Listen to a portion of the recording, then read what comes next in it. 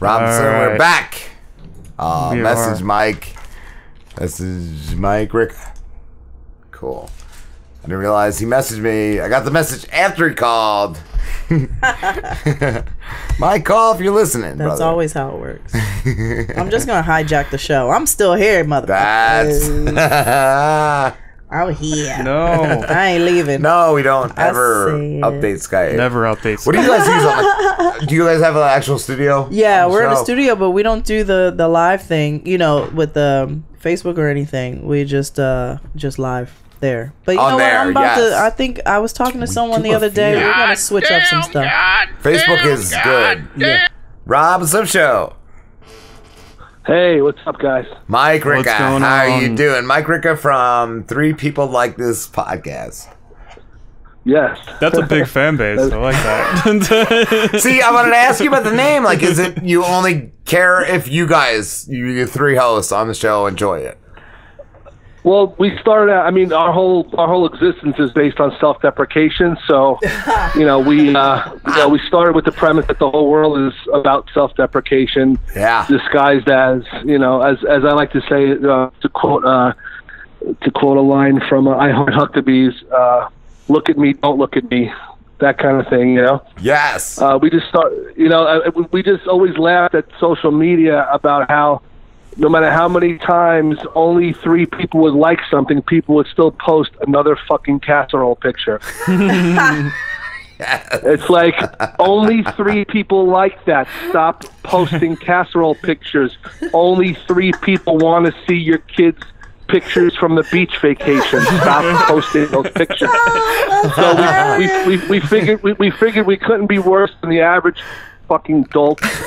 So let's start at the bottom, and now the bar in society is very low. We can pull away from the pack pretty quickly. We can only go up from here. Yes.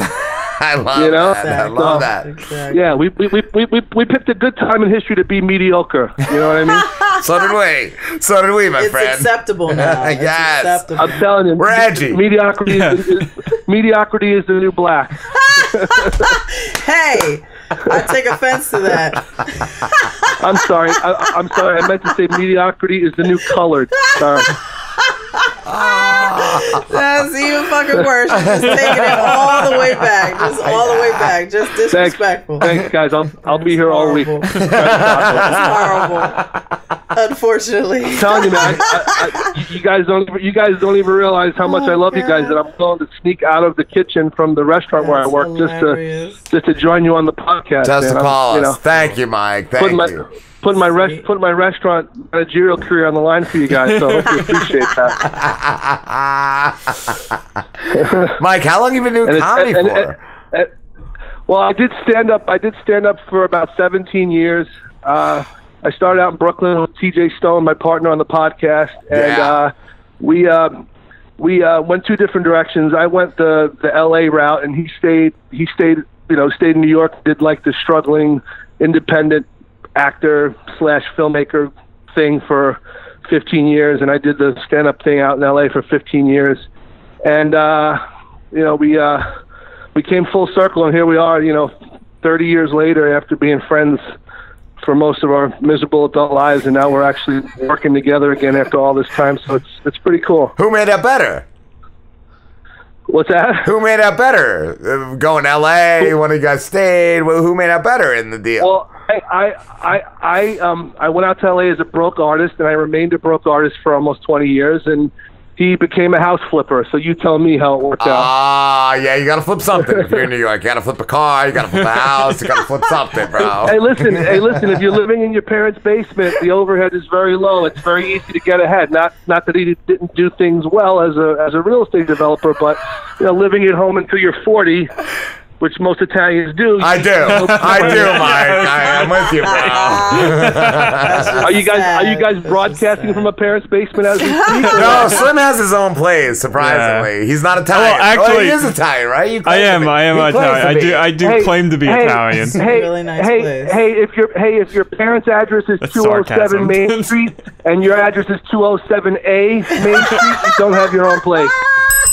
What are you, Slim? Are you an A or a B? I'm a B. My address is 207.5, okay? Right, and a half. That's what I was going to say. It's and a half. Is that above the garage if it's a half? Right. Yeah, I like that. Yeah. You're like Fonzie. Yeah. Well, ironically, after all this time and now we're working together again, we still exist on totally different planes. I actually live upstate, and I'm calling you right now from the outskirts of the edge of what's left of America, which is for the people listening in Topeka, Kansas. That's the Canadian border. Oh wow! I live an hour north. Yeah, I live an hour north of Syracuse. Wow! Yeah. Right on the beautiful shores of Lake Ontario. Wow. And I'm watching my car being buried in a snowstorm as we speak. Oh wow! Oh my God! Yeah, and the good news is I have high-profile tires and front-wheel drive. So, getting home at 3 a.m. from work in a snowstorm is always interesting, to say the least. Yeah. When do you guys get it? Like right at the Halloween, right? What's that? You guys start getting snow around Halloween, then, right? Fuck, we get snow in fucking June. Oh man. Yeah, there's 2 seasons up here, too fucking hot and too fucking cold. being near the poles, being near the North Pole, the weather is extreme, to say the least. But we just built another 3-story building, so now we have 2 of them down on the beautiful skyline. Cool. But nice. no, but what's cool about it? Like when we started doing the podcast, I was living up here and I was calling in. I was actually a caller into my own show. That's what I was going to ask. Your show. And, do you travel or do you call? Yeah. What happened was right around episode 20, we started saying to ourselves, all the money we're spending on studio time in the city, let's try to just do something on our own. We basically started out in Bruno's. Bruno's our other partner, and he's also in the film arena. He has a film background, and he has a setup in his basement. We started out kind of in the basement, cool, as most Italians do, and worked our way out of the basement and started doing stuff in the studio in the city. So I would call in to the studio in the city every Wednesday from wherever I was, whether I was at my job at Allstate, my job at the restaurant, my job, parenting, or from, wherever I was, the drive-thru at Tim Hortons. We did an episode of me, with me online at the drive-thru at Tim Hortons. I saw that. It's pretty cool. That was cool. Yeah, see, and I mean that kind of gave us a little bit of an interesting dynamic to be like, one guy who's actually a host is actually calling in from a remote location, so that made it kind of fun and different. And then once we built the studio in Brooklyn. Because TJ, being an Italian house flipper, needless to say, some of his funds are not necessarily the most legitimate sources. So we gotta, you gotta kind of be creative. So we built the studio in Brooklyn. Yeah. We'd love to have you guys come out there actually sometime. It's a great little studio apartment that we converted into a studio with a green screen, and it'd be great. We literally, and you guys, I mean, I give you guys a lot of credit. You guys got a kind of little bit of a pirate radio vibe going. You guys all crammed in the room at the table there. We actually built an octagon with 8 microphones, so we could have up to 8 people at once. That's cool. Nice. That's pretty awesome. Nice. Yeah. So it's kind of just taking a life of its own. And I did stand up for almost 20 years, and I actually enjoy podcasting a lot more because the group dynamic just lends itself to so many more possibilities, Yeah. Do you miss LA? Do you miss what were you not podcasting? For a fucking second. Not when I turn on my TV and I see that Chelsea Handler's house is burning to the ground. I definitely don't miss the natural disasters and I was there for OJ, the riot.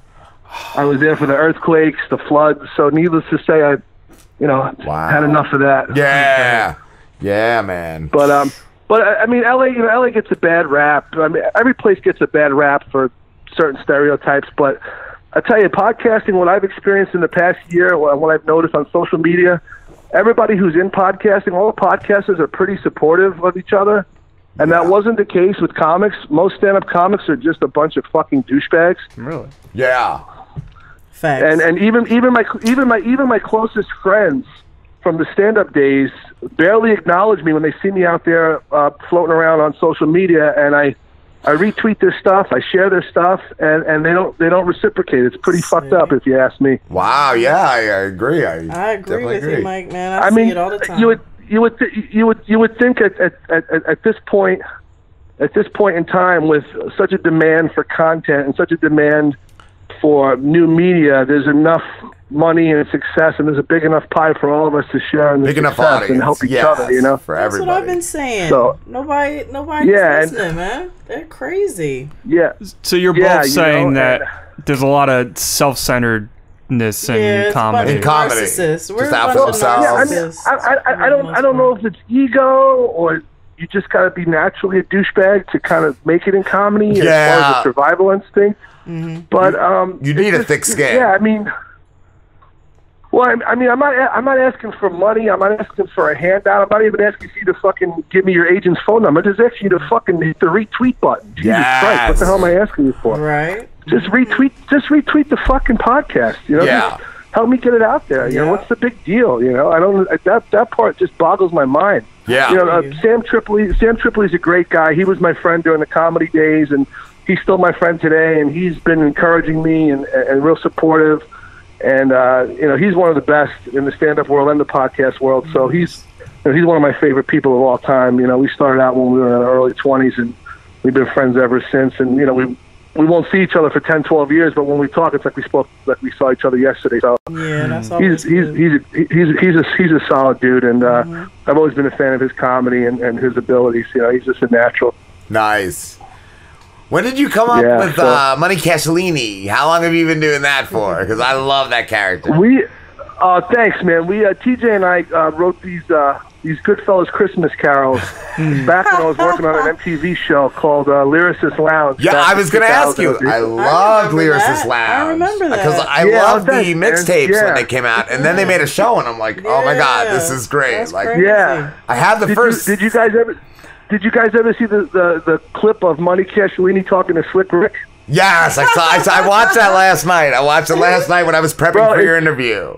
It's fucking Slick Rick, for crying out loud, you know? And I'm talking to him, and I'm like nervous, and he's talking to me, and he's nervous. Like, why the hell would Slick Rick be nervous around me? He had no idea who you were, right? Like, he was like, you know what's so funny about that is when you grow up like in the Northeast, particularly if you're black, you assume every Italian's a gangster, and if you're Italian, you assume every black guy's a gangster. Right. So it's like a natural. It's like a natural. You're all gangsters. It's a mutual fear and respect. Right. Yeah. We just assume that all of us are holding pot and or firearms. Exactly. Yes. It's either going to be a drive-by or somebody's going to end up in the river. Yeah, someone's going to try to sleep with someone's girlfriend and apologize for it later.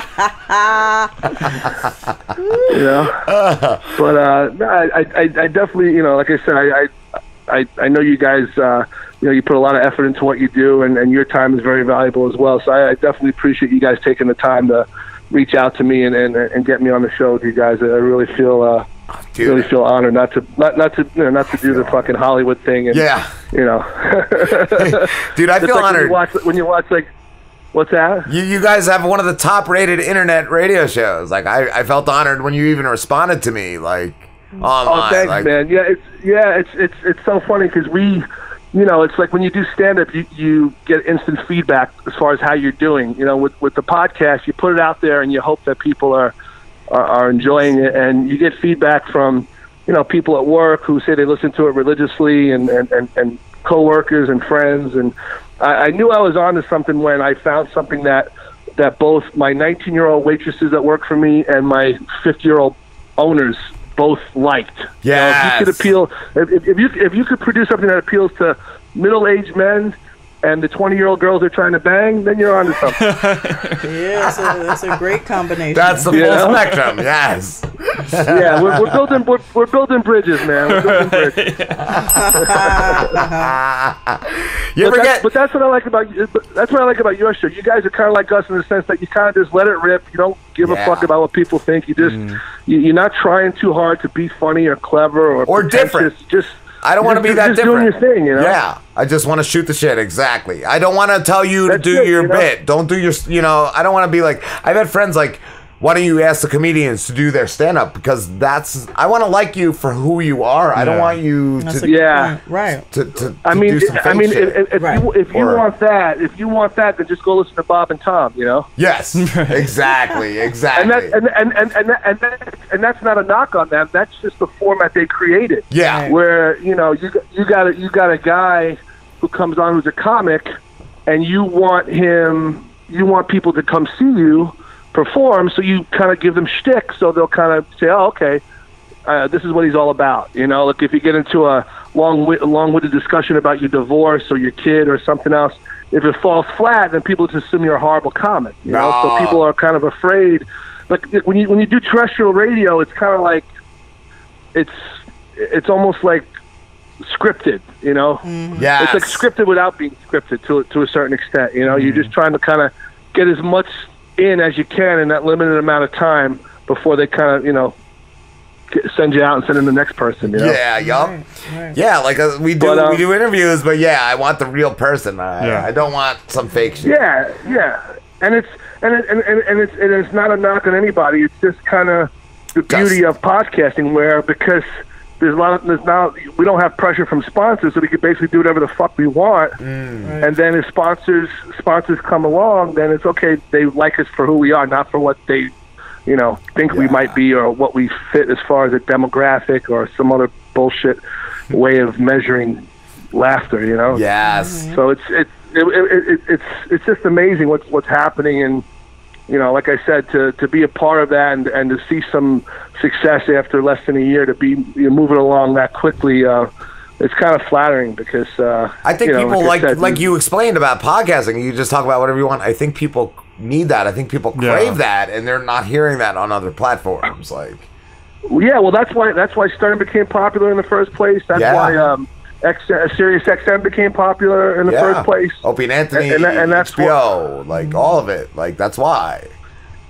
Yeah, and it's just and it just lends itself to more spontaneous, fun stuff happening, because it is unscripted, and we've added a bunch of cast members just through mutual friends, and just kind of expanding our circle. When we were renting space in the Times Square studio, Hangar Studios is where we did our podcast for a couple of months, and Chad Dugatz is the owner of Hangar Studios, and he would sit in on some of our sessions, and he's actually very funny and quick-witted, and he became like a fourth cast member, and then we added some other guys. We have a friend of Frim. We just have you guys seen that song we just posted? Money Casciolini and Dr. Carlisle and Fred, the recovering ISIS member. I did not see that. I did not see that. I have to check that one out. We were singing. We wish you.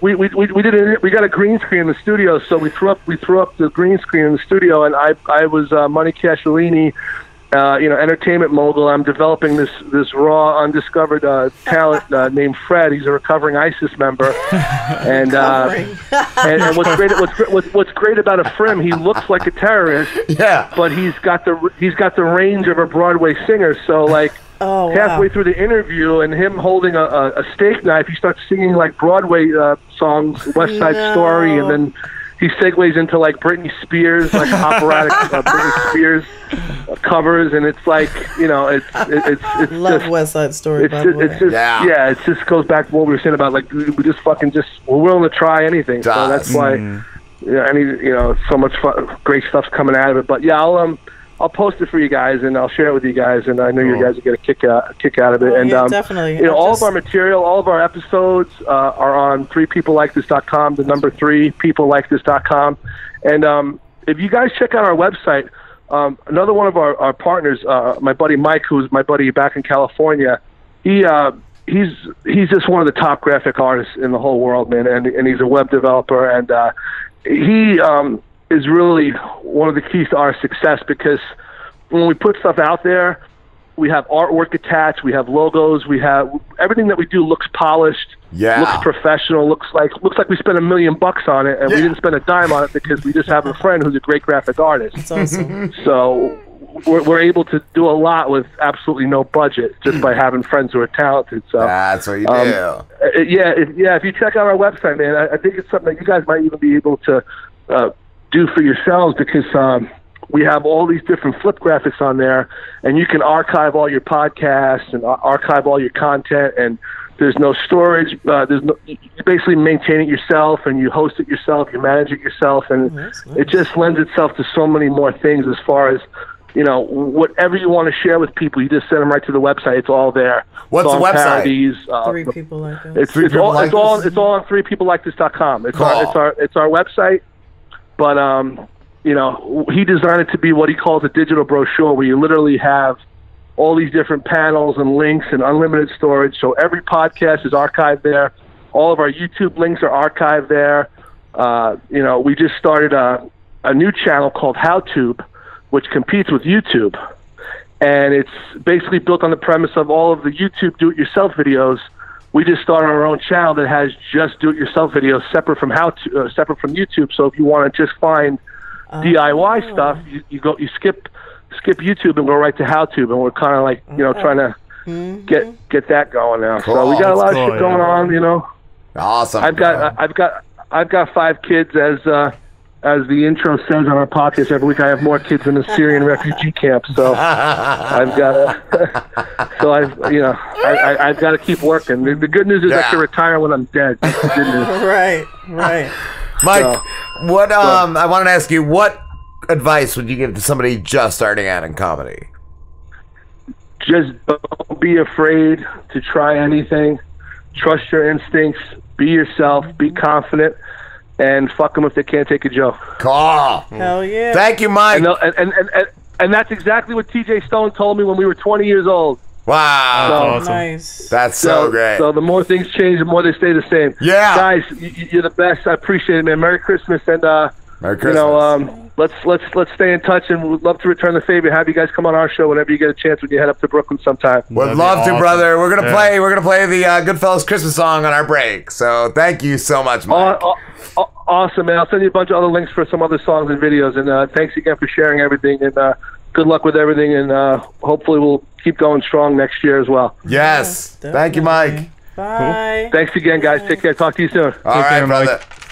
So cool. Bye. Bye. That was awesome. So cool. Great advice too, by the way. Yes. He was on Hot cappuccino, that is from prison. Winning at blackjack and witnesses missing. Big blocks of provolone tied up with strings. These are a few of my favorite things. Girls in white dresses with really hot asses. Nice bulging implants and Gucci sunglasses. Silver white caddies and black guys that sing. These are a few of my favorite things.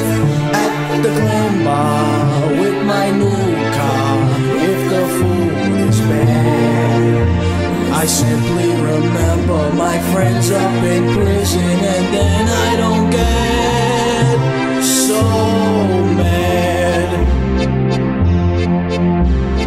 Francis Ford Coppola and Al Pacino, fresh lemon ices and San Pellegrino.